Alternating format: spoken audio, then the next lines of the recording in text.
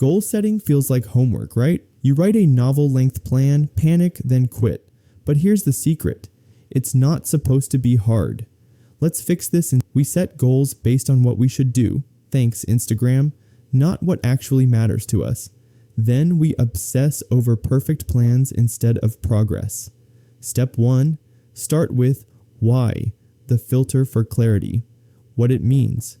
Before setting any goal, ask yourself, why does this matter to me? Most people skip this and chase goals because they feel pressured by society, friends, trends, but if your heart isn't in it, you'll burn out fast. Example, want to start a side hustle? If your why is, I need to post about it online to look successful, you'll quit. If it's, I love baking and want to share it, you'll keep going even when it's hard. Your why is your fuel. If it doesn't excite you, rethink the goal. Step 2, simplify, small wins greater than grand plans.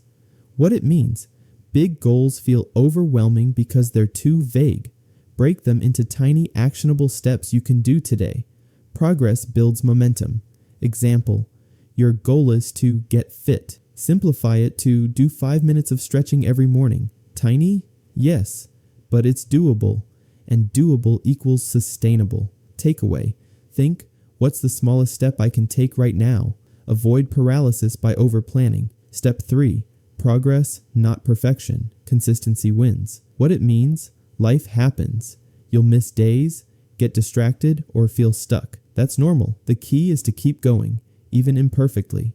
Perfectionism kills progress. Example, you skipped your morning walk? Instead of guilt spiraling, say, I'll walk for 5 minutes after dinner. One missed day is not equal to failure. Focus on showing up, not winning. 80% effort most days beats 100% effort once. Why these steps works. Step 1 removes goals that drain you. Step 2 removes overwhelm. Step 3 removes shame. Result? You actually enjoy the process instead of dreading it. Goals aren't about ticking boxes. They're about designing a life you love. Start small, stay messy, and keep going.